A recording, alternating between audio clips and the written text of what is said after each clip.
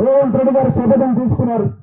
BJP ప్రభుత్వం మెడలు వంచానా పర్వాలే, ఢిల్లీలో కూర్చొని 3 రోజులు దీక్ష చేసి రిజర్వేషన్ తెచ్చుకుందామన్న మాటగా ముందుకు పోతా ఉన్నాం. మిత్రులారా, 5 రోజులు పాదయాత్రలుగానే 5, 6, 7న ఢిల్లీకి పోదాం. మీరు మిమ్మల్ని కూడా రమ్మాల్సిన కోరుతా ఉన్నాం. తెలంగాణ ప్రజల కోరిక 42% రిజర్వేషన్ అని. ఆ రిజర్వేషన్ సాధించుకునేందుకు ముఖ్యమంత్రి నేతృత్వంలో, పిసిసి నాయకత్వంలో, మీనాక్షి నేతృత్వంలో మంత్రులు, ఎమ్మెల్యేలు, ఎంపీలు, ఎమ్మెల్యేలు, ఎంపీపీలు, డిప్యూటీసులు, చైర్మన్లు అందరం కూడా ఢిల్లీకి వెళ్లి కూర్చోవాలన్న దృఢనిశ్చయంతో ఉన్నామని మాట చెప్తా ఉన్నాం. 6న జంతర్ మంతర్లో ఢిల్లీ కదిలే విధంగా ప్రతి శాసనసభ్యుడు, ప్రతి శాసనమండలి సభ్యుడు, ఎంపీలు, మంత్రులు, ముఖ్యమంత్రి, మేము అందరూ కూడా జంతర్ మంతర్లో ధర్నా చేస్తా ఉన్నాం.